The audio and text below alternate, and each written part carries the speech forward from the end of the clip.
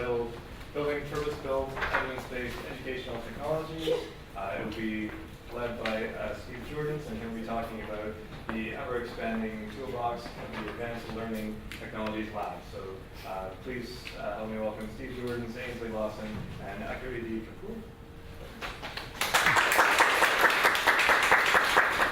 Alrighty. Thanks everybody for coming. It's a great room, great crowd. It's going to be pretty whirlwind here.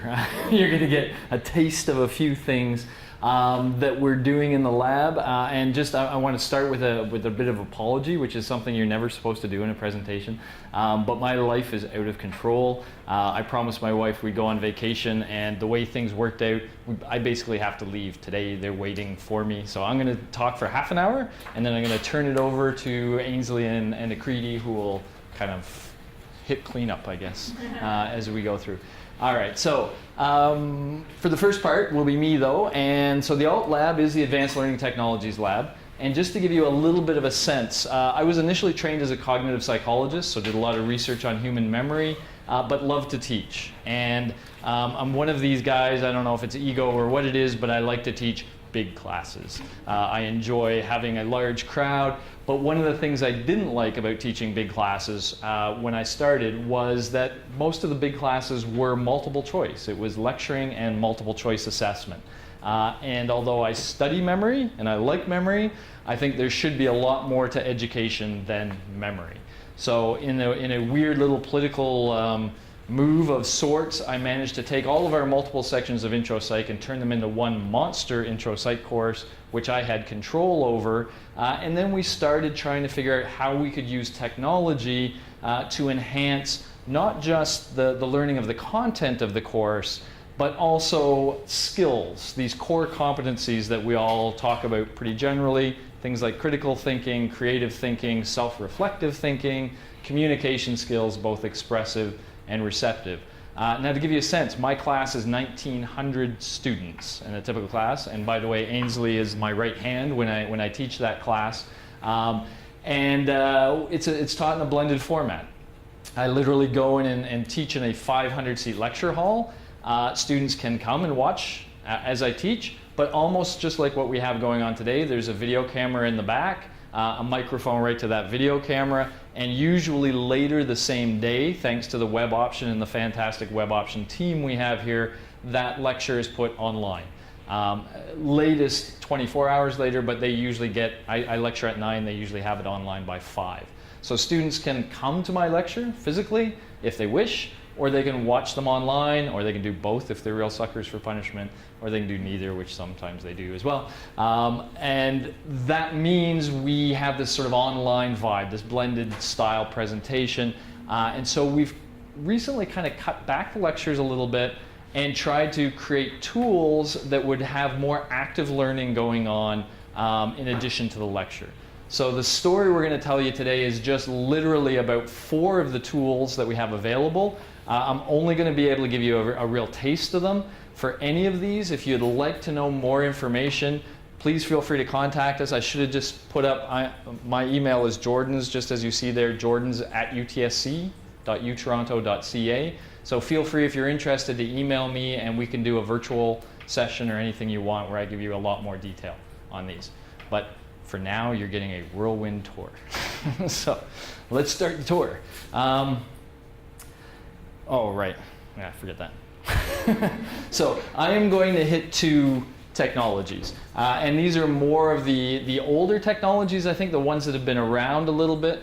And this is what happens when your graduate student when you steal your graduate student's slides and he has fancy things happening.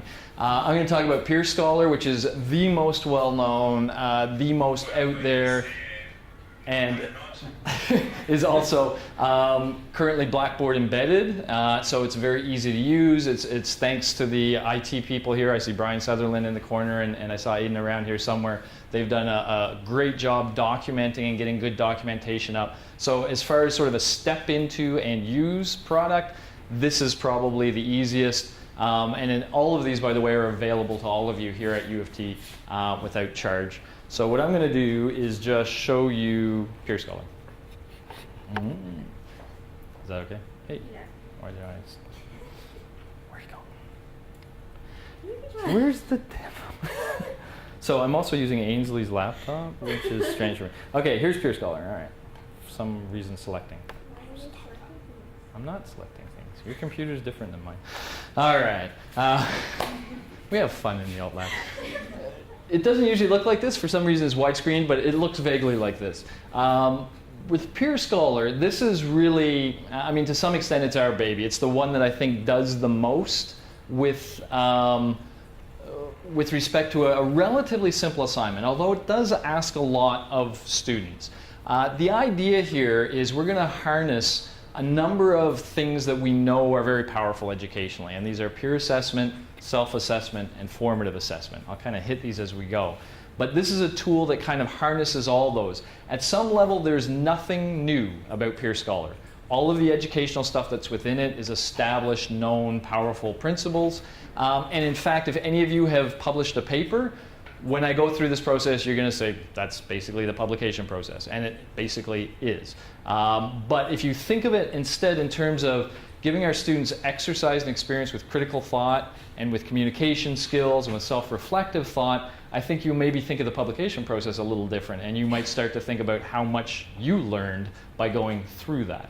So, very quickly, step one, I'm scared to touch anything. Step one is just an assignment. So you give your students any assignment you want to give them. It could be a typical writing assignment, that's what we're kind of modeling here, but it could be any digital assignment. They can submit anything you want them to submit. So in business, they use this for case studies, but in engineering, sometimes they're submitting CAD software stuff, whatever. I'm not an engineer, I don't know. It can be anything. So maybe, yeah, just click on the create if you're happy to do this kind of stuff. So in this case, there's really nothing really exotic to see other than I just want you to be aware of the fact that the assignment, that little button there that you see that says assignment, students can revisit that anytime. So sure, click on it and click on it again. Yeah. Beside that, there's a rubric, which is a very good thing to be using, as you'll see in a moment. Students aren't just going to be trying to write an assignment that does something. I'm going to be a challenge for you, aren't I? I realize. They're also going to be assessing one another.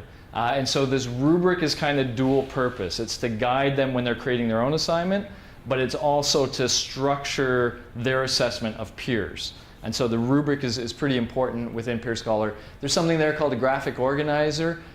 Schools use this a lot at the school level. Peer Scholars used at the school level. We don't use them much at university. We probably should, but we don't. So I'm not going to talk about that too much. We'll kill the graphic organizer. But in a nutshell, students just do something here. Nothing all that interesting. The interesting stuff happens in the next step.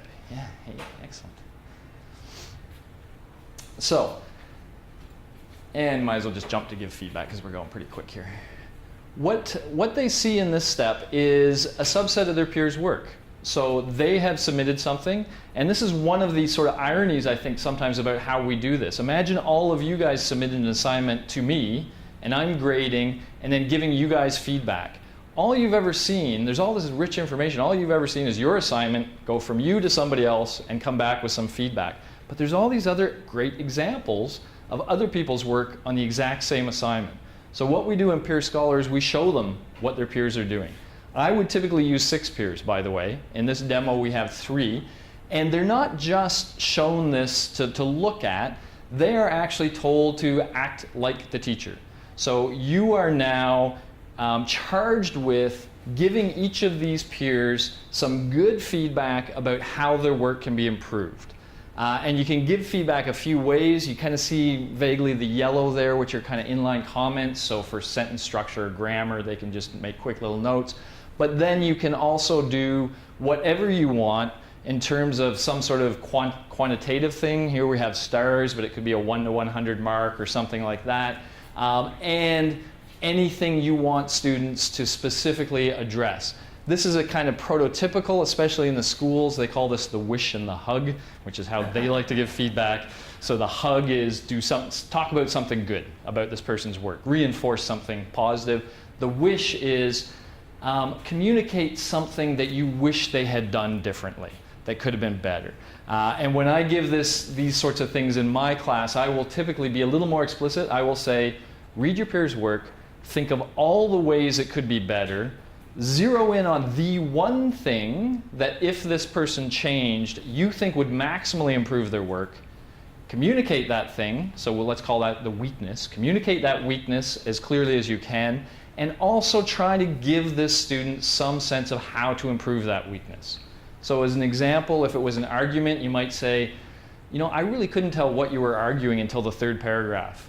Your first sentence of your first paragraph should clearly state what your position on your argument is. So something like that would be considered good, strong feedback.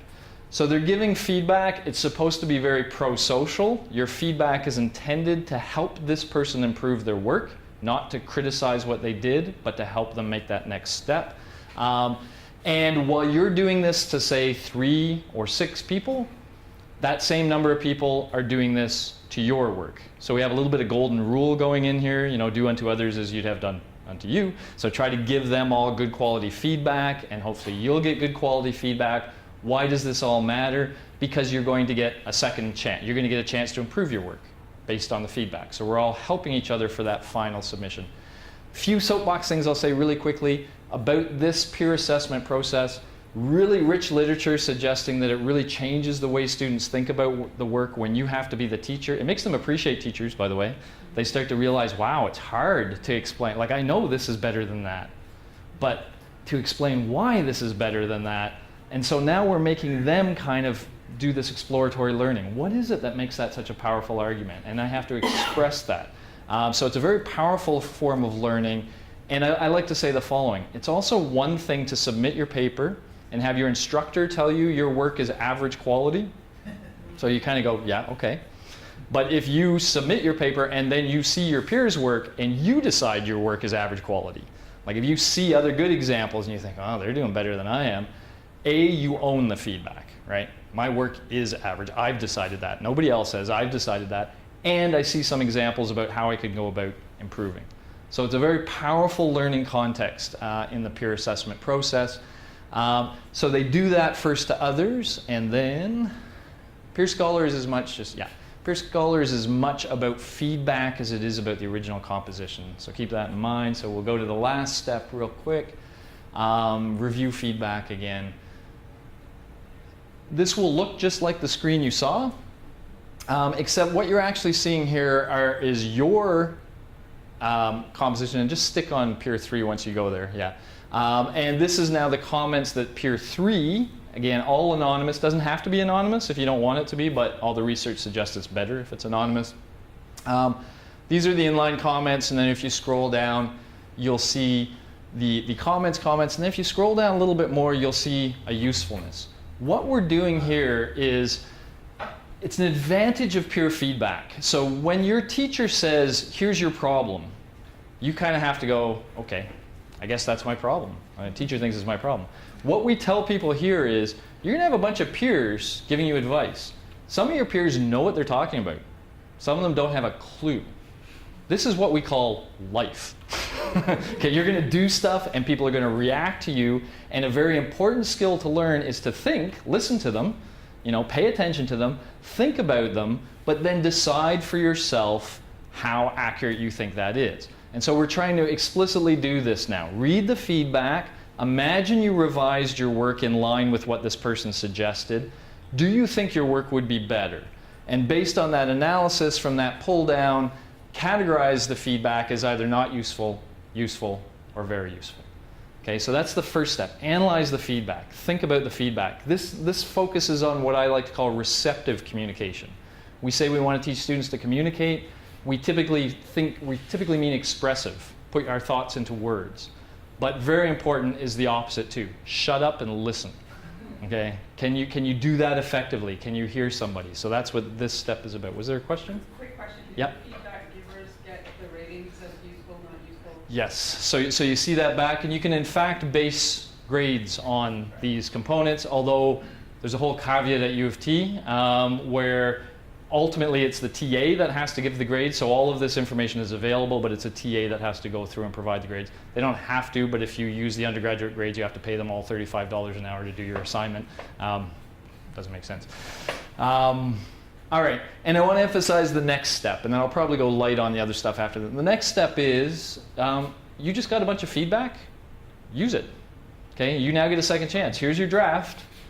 Go ahead and modify. Go ahead and revise. One of the things I've learned when we're using Peer Scholar is we almost never do this to our students. And we're sometimes enforcing, I think, a really dangerous mentality, which is you get a job to do in life. There's a due date. 2 hours before the due date, you start the job. You finish it, you submit it, and it's over. I don't know about your life. Nothing's over in my life. Nothing's over. Peer Scholar certainly isn't over. You know, it's constantly revising. My course is constantly being revised. This ability to look at what you've done, think about it, and think about how you do it better and revise it is a very powerful one. So we're explicitly asking them to do that. Take that feedback, incorporate it, and then we have a couple of other things there. One is reflect. So if you have submitted a paper, this is like the letter to the editor. When I do it, at least, I say, change your paper with the good feedback, but the stuff that you didn't think was good and therefore did not change, justify your decision there. So show me that you put some thought into that feedback, but ultimately decided it wasn't good. So so-and-so said I used too many big words. I kind of think I'm using the right words.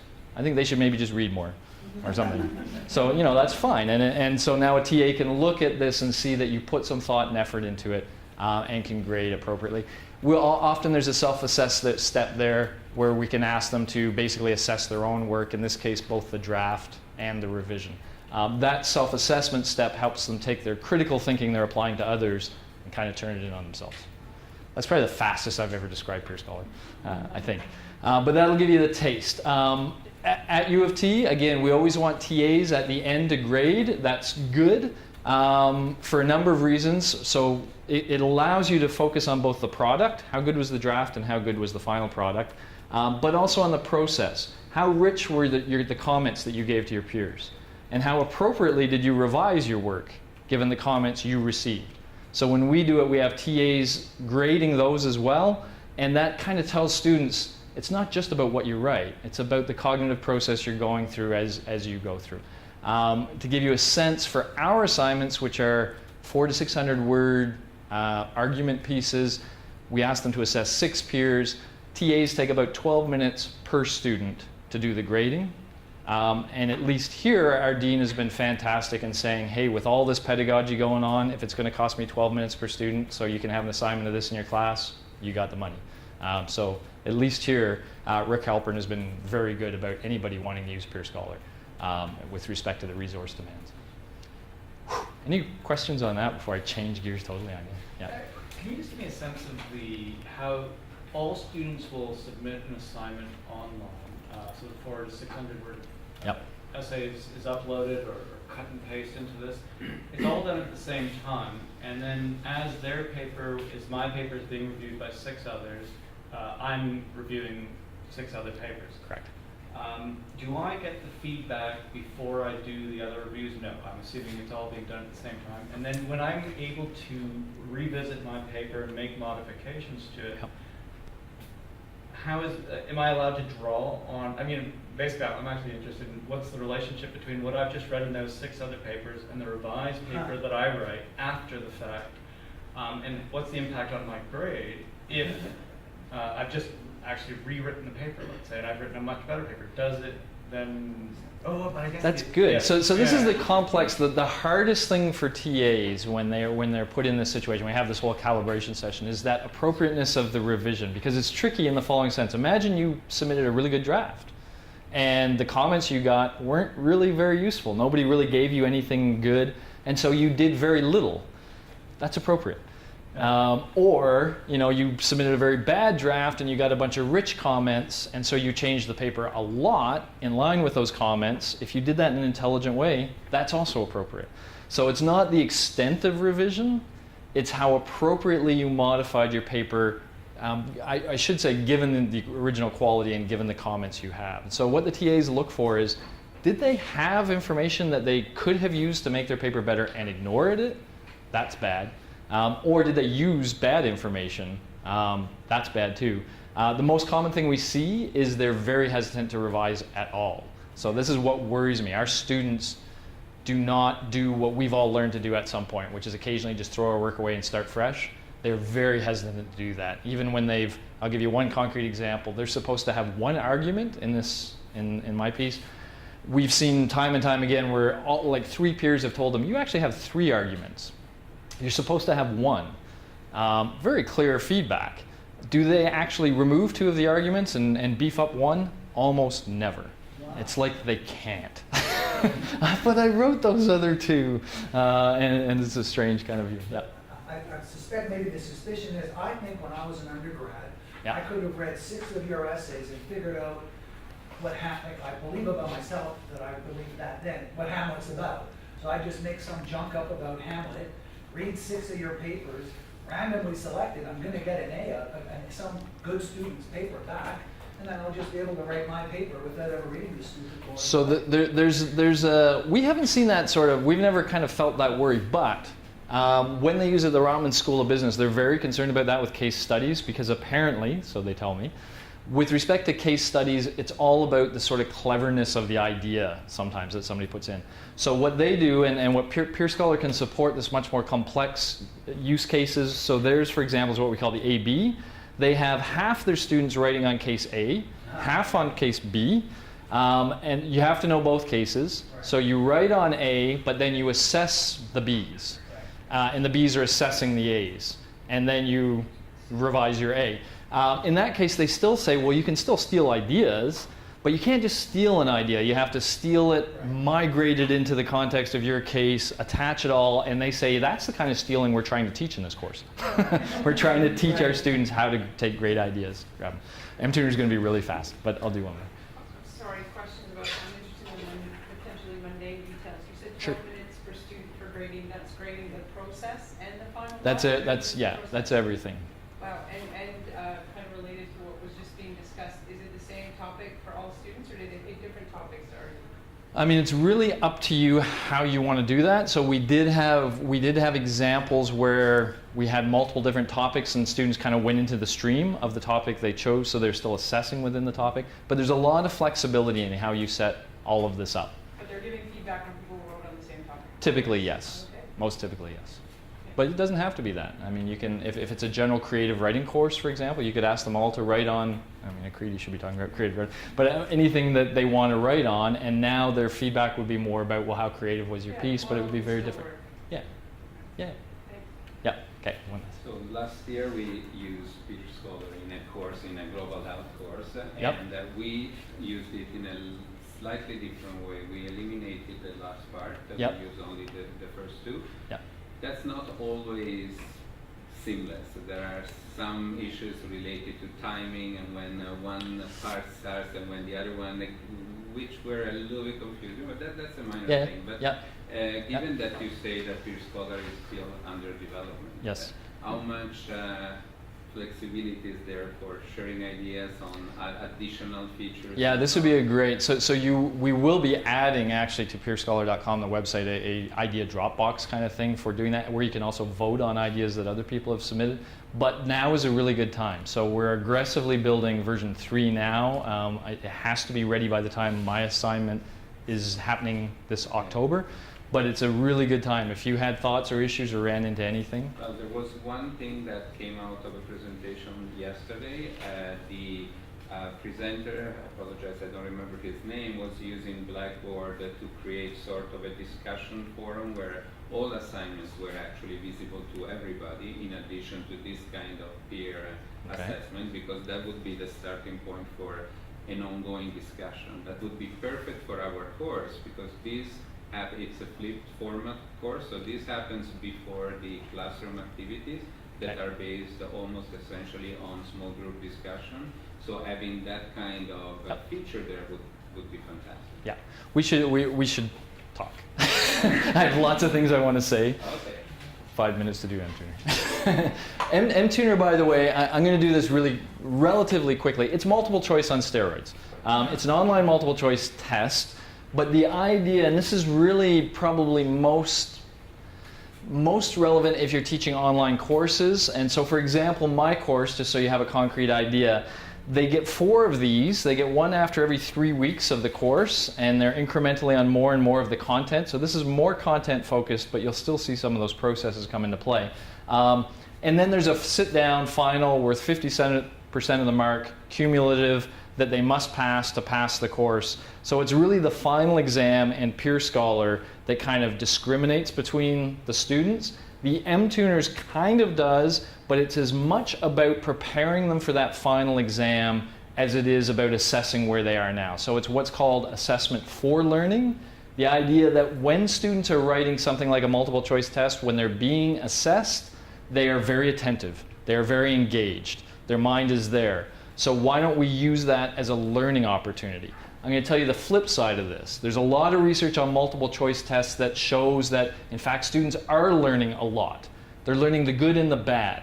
If you bring somebody in after they've done a multiple choice test, from weeks to up to 6 or 8 months later, as far as we've looked anyway, and you give them the same questions that they had earlier on a real, in our case, a real in-class one, they give you the same answers, irrespective of whether the answers were right or wrong. So if they got an answer wrong, they don't do chance on that next time. They persist with that wrong answer.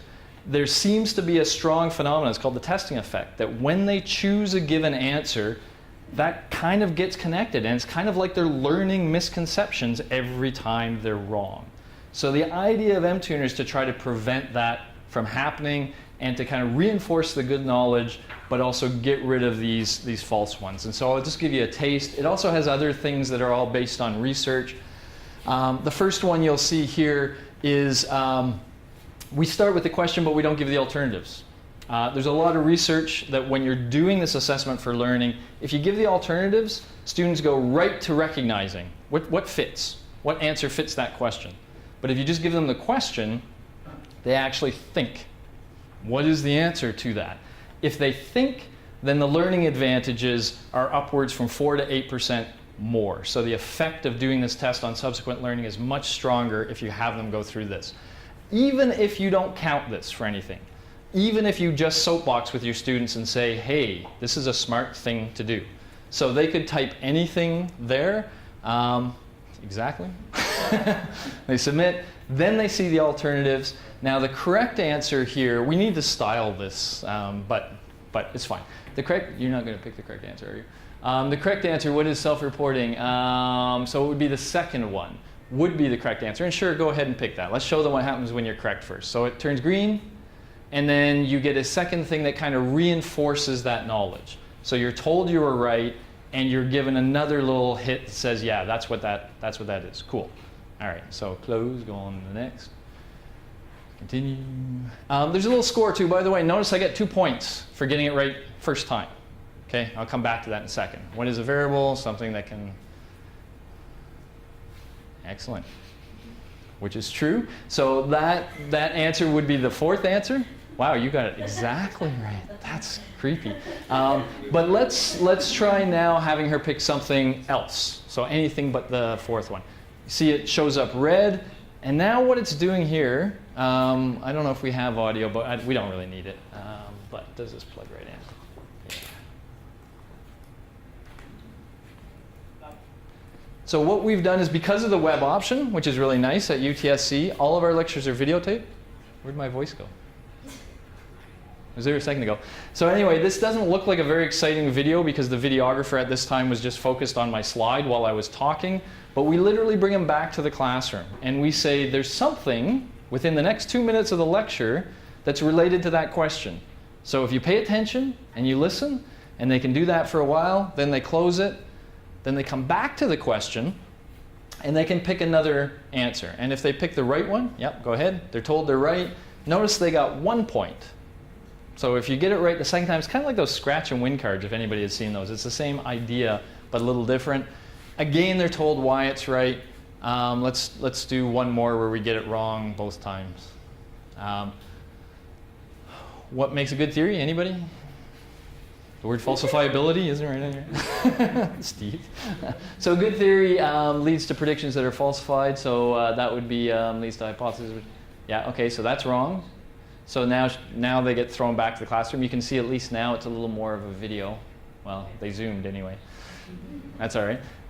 So now pick maybe the second one. So that's wrong. So now they got it wrong, and now they're told what the right one is and told why it's right. Okay, so the basic concept here is they don't leave a question without knowing what the right answer was and why it was right. And then the other thing I can't tell you, even though I have a bunch of overheads on it, we won't, is that in every one of these cases, we're doing a lot of research on it behind the scenes. So we've got a lot of data, a lot of papers published on, for example, both Peer Scholar and on mTuner. mTuner is a little more behind. Maybe show that. Yeah, just show that mTuner Wordle. Wordles are fun. Now there's data. You see data. This Wordle is, we just asked students, if you had 3 words to describe mTuner, what would those 3 words be? And these are the kind of words that's thrown out. So you see weird mixes like interesting and fun and stressful. That's kind of what we're shooting for. that mix of still being assessment, but also being a little bit more gamey, a little bit more interesting, and of course helpful being really big, practice being really big. Those are kind of nice things for us. Wow. All right. Yeah. Just so I understand, Peter, Steve. You own Peer Scholar, right? Yes. Or co-own it.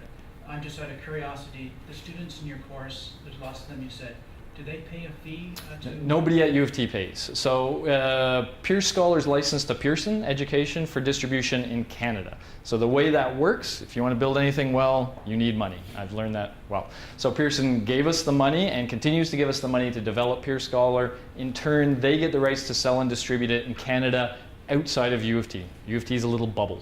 I didn't want to have to look at my colleagues or my students at U of T and feel like, you know, you're paying for something like that. So not at U of T. But if you're at Simon Fraser, yeah, then there's costs associated with it. That philosophy will be true of all these tools. mTuner, when you're going to hear about digital lab code today, you'll hear about MindJig, which is much newer. So you're kind of seeing the progression of things. Some of these are also shareable, but they're not quite as complete as Peer Scholar. So you'd be doing more like a beta experience with it, closer with us. But if there's any of these that you really want to use, get in touch with me and we can make it happen. Yeah. I just wanted to comment, I love the approach behind both of these because as far as I'm concerned, you're teaching students how to learn better, and it's what our learning support services do, but you're integrating it into the class. So, you know, think about the answer before you just look at the multiple choices and the review process. So it's really teaching great practices, great first year courses. And the interface, I have to say, is also reduces cognitive load. It's nice and easy. You just click forward.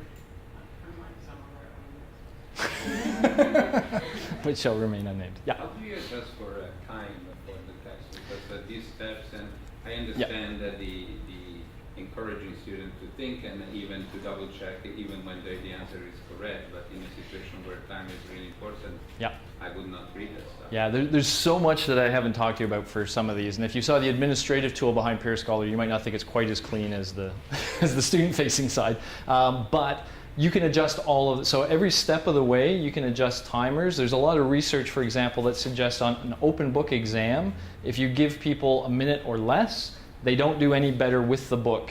The students with the book don't do any better than the ones without. So a minute is not enough time, at least on a physical exam, physical copy of a book, to find the right page, get anything out of it that's useful. So there's a lot of work on that. With mTuner, we often will time that first answer to be a minute. They have a minute to do that first answer. Now they could be searching on Google, they could be talking to friends.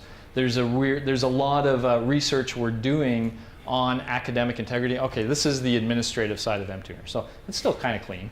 But this is where we input all the questions, and we go by David De Bautista's rules about what makes a good multiple choice question, all that. So if anybody uses this, we're not only going to say, yeah, you have access with mTuner, but we're going to give you a bunch of materials saying when you're generating questions, when you're doing stuff, here are the principles. Like for example, with mTuner, you can't say, which of the following? Because that doesn't make sense if you're not showing them the list of items, right? So there's certain things that are a little different. But this is essentially how you create a question, tag it. We use different levels of Bloom's hierarchy so you can analyze your questions afterwards and break them down that way. Yeah. Quick question, how many assignments in your course? So in mine for mTuner, they're after every 3 weeks, which is 2 chapters. So the first one's on the first 2, the next one's mostly on the next 2 with a little on the first 2. I try to keep cumulatively building it up. And so they have 3 of these, which are worth something like 24% of the total course grade. Peer Scholar, they do 1 because it's 1,900 students, so it's a lot of resources. And that is 12% of the grade. So the EA only marks one assignment? Yeah. Well, yeah. One TA marks maybe 200 assignments. but two, yeah, one assignment. Exactly. So how many DAs you have? Year to year changes, 10 to 14, 10 to 15, yeah. Yeah. I will say very quickly, I want to give these guys time too, that you can be creative with all these things. So the one example I really like is we have a colleague named Konstantin Zakzanis who teaches clinical psychology. He has people in Peer Scholar watch an interaction between a client and a therapist, and then they have to diagnose the client and justify their diagnosis. And he wanted this full process, and he wanted to do 6 of these. And the chair and the dean originally said, I don't know if we're going to give you the resource to do 6 of these in your classes. That's a little high. And so he came up with a really clever idea of telling his students, no, you have to do 6. We're going to grade 2. I'm not telling you which 2. Yeah, and so students went through this whole process 6 times. They got all the learning benefits, all the pedagogical practices, and then resource-wise, it was just for grading 2. So there's clever things you can do that kind of give you the best of both worlds. And I think that's a great example. So I hate to run away from you guys, but I am. But I'm leaving you in very good hands. So Ainsley, she's going to talk to you about her master's thesis work a little bit, the creation of digital lab coat. And then Aakriti is still an undergraduate here at UTSC. She was working, well, are you officially an undergraduate? Did you graduate? 4 months left. But this is a project that she did last year that she's going to tell you about. So all very cool stuff. So just in terms of timekeeping, Ainsley, Aakriti has planned to talk for 20 minutes. We only have 10 minutes. So what I'll say is I'll let you guys go for 15, which only gives you 5 minutes between now and between the end of that and plenary. So if anybody wants to leave ahead of time, that's your choice. But you guys. Yeah, we'll go fast. Bye. Okay, so as Steve said, I'm Ainsley. I'm Steve's PhD student, and I'm also the course coordinator for the psychology department here. And for my master's, I developed software called Digital Lab Coat. This was born of Steve's idea to make an interactive activity to correspond with each chapter of the textbook. And this was kind of our first go at it, and it was for what we thought was probably the most boring section of the book, which was the research method section. Students found it very dry, and we wanted to give them a better way to learn about it. So I developed this software. It's a web application that teaches students all about the scientific method by letting them actually experience it themselves using data gathered through, by their peers. So they gather data, they generate hypotheses, do the statistics, and then they have to replicate each other's experiments and provide theories for the results. The educational goals were to increase the understanding of statistical concepts and also improve numeric and scientific literacy. We figure that, well, a lot of people in intro psych might not ever take a math course at university, so we wanted to influence them as much as we can this early in their undergrad career. So on the instructor side of the software, it's really simple. All you really do is you create the questions that the students are going to complete as a survey, and this is going to form the database that students do their statistical analyses on. So the instructor creates survey questions, inputs the list of students. Ideally, this will be Blackboard integrated eventually, so you won't even have to do that. And then the deadlines for each phase of the activity. So it's very minimal effort on the instructor side. For the student side, they go through 4 phases. The first phase is the data collection phase, where all they do is complete a survey. So in intro psych, we use it in a very generic way, trying to put in interesting, weird questions that we think might be fun for the students to play around with. It's also being used in some B-level psychology courses in a much more targeted way, focusing on things like social psychology and using some items from standard questionnaires and stuff like that, so that they're actually interacting with the course content a bit more. But for intro psych, we just want to make it interesting, because the point is to engage in the scientific method. After they do their survey, the next phase is kind of the biggest part of it, where they actually get to play with this data. So I'm going to actually live demo that. So they log in Digital Lab Coat, and right now there's 2 different types of analyses they can do. Eventually we're going to incorporate more, but for now they can just do correlations and t-tests. So this is actually the summer AO1's class data. So right now what they do, I don't know if you guys can see, but they get to pick which 2 variables they want to look at. So I don't know if you guys can read, but if you see anything interesting, we can take a look. So we're going to see if there's a relationship between any two variables. Anyone see something interesting they want to look at? Rebelliousness and the number of tattoos. Rebelliousness, okay. Number of tattoos. Okay. So they pick their variables and they submit that. And then the next part is to make their hypothesis. So you get to see how the questions are actually phrased in Digital Lab Coat, your level of rebelliousness from 1 to 7, where 1 is not rebellious and 7 is high, and how many tattoos you have. And the students get to make their prediction on this data. So I'm going to go ahead and say that's a positive correlation because I think they'll be more rebellious, have more tattoos. And then they get to submit this and see the results of the analysis. So we're going to make the visualizations better because this is kind of useless. But they see scatter plot of the data. They can also go ahead and see the raw data from their class if they wanted to import it into Excel or something. And they see their hypothesis and the statistics. Right now, it's all done for them. Again, as new features develop, this is going to be more, students do more of the stats themselves. That'll be something the instructor can turn on or off. But right now, it's done for them. And it concludes that the result is not significant, actually. So apparently there is no correlation between rebelliousness and number of tattoos. The students then have to say whether or not this supported their hypothesis, which was a no on this. So they can do a bunch of these types of experiments, and then eventually they have to choose their most interesting result that they found. So we encourage them to go through and do a bunch of these and find something interesting.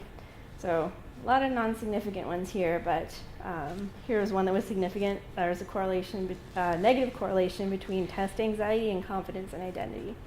So they can choose which one to submit. They have to give it a title. We're encouraging them to kind of market their results. And then they submit it forward to the next phase. So the next phase is the replication phase, where students actually see a list of experiments their peers completed, and they have to replicate it with a different data set. So in phase 2, when we do it in IntroPsych, we have 2,000 students. So when they see a result, we're only taking a random sample of 200 students. So in the replicate phase, we're taking a different sample. So they get to replicate their peers' experiments and see whether or not they got the same results and how interesting it was. So they rate how interesting they think the result was, which leads into the 4th phase, where they get to see a list of the top 10 most interesting experiments that replicated at least 80% of the time. So of this top 10 list, they get to provide theories for why they think those results existed in their classmates. And if they don't want to provide an original theory, or they can't come up with one of what's listed, they can vote on what they think is the best theory for each experiment. So they see their top 10 list, and then in the end, we come up with the best theories for the most interesting results from the class. So that's kind of the process they go through. Results from what we've looked at in the data is that it shows that the students are really engaged with the process. In IntroPsych, we only require that they complete 1 experiment, but on average, we're finding that they complete 11, which means they're doing more than they have to, which is unusual. There is a slight correlation between how many analyses they complete and their course grade, which I guess is expected. We also did a survey about their perceptions of the software. Did they enjoy looking at their data and that it was fun? A lot of them agreed with that. I gained a clear understanding of the role of statistics. Again, lots of agreement there.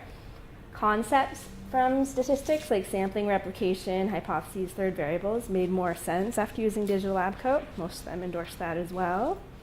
Again, another analysis of engagement. A lot of them said they did more than they had to in the assignment.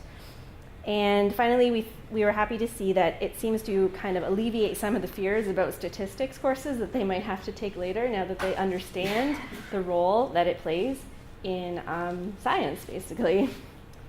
So that's pretty much it about Digital Lab Coat. That's our quick demo. Right now we're working through a grant that hopefully by sometime this year we're going to have a shareable, freely available shareable version of Digital Lab Coat up on the web for anybody to use in their course. It's going to be feature limited. We're not really sure yet what that means, but it might be that the data set is pre-populated, or it might not have as many statistical analyses in it, but that will be online at some point this year at digitallabcoat.com. So you guys are welcome to check that out if you're interested in using it in any of your classes. I guess I'll hand it to Aakriti and then we'll take questions after we both present. Okay. So we'll speak through the last bit. As Steve just briefly introduced about MindJig, MindJig is one of our tools that is still under construction. The microphone. Here you go. Okay. Thank you. I'll kind of talk as I... There we go. Thank you. So MindJig is still a tool which is kind of under construction. We just actually started developing it last year in many ways. In many ways, it's kind of a precursor to a Peer Scholar, which Steve gave us a really good introduction about. What we were finding with Peer Scholar style assignments was that students, they were learning about critical thinking. These two learning objectives were being fostered during the entire process, but they still didn't know how to think critically for that very first essay draft. They didn't know explicitly what it meant to think critically and then write analytically in the same way. So we created MindJig with this end goal of teaching students how to explicitly learn what it means to think critically and also write it. So these are some of the learning objectives MindJig fosters: critical and creative thought, analytical writing, communication, collaboration, and metacognition. It has 4 different phases, and I'm going to kind of break down which phase kind of fosters which of these objectives. So to start off with phase 1, notice and focus, this is kind of a 2-parter phase. The first part being notice, second part being focus, kind of obvious. This is an example from a recent assignment we did in our Introduction to Psychology class over the summer term. Students were learning about sex and psychology as part of their core curriculum in psychology. So what we did is we turned to the recent sex ed controversy in Ontario, and we presented half our students with a video that talked about the pros of the new sex ed curriculum and half our students with a video that talked about the cons of the new curriculum. For the purposes of our assignment, we have used in a video, but you can use anything you want in this phase. So if you want to use a cite passage, if you want to use data sets, if you want to use graphs, images, whatever works for the needs of your course, you can have your students analyze that. In this first part right here, we don't ask our students to analyze the video just yet. What we ask them to do is make observations of what they're seeing. So really just making a jot list of just a random brainstorm list of what is the presenter saying, what are you hearing, what does this mean? And so we're not really getting them to make any connections just yet. What happens in the next phase is that then they look at their observations and they start focusing them. They look for trends in it, they look for anomalies in their observations, and they create a 1-sentence thesis and evidence point. The reason behind all of this, this is a strategy we have borrowed from David Rosenwasser, Jill Stephen, and Doug Babington. And the reason we purposely created something like this is to get students to stop coming into essay writing with a preconceived thesis in mind.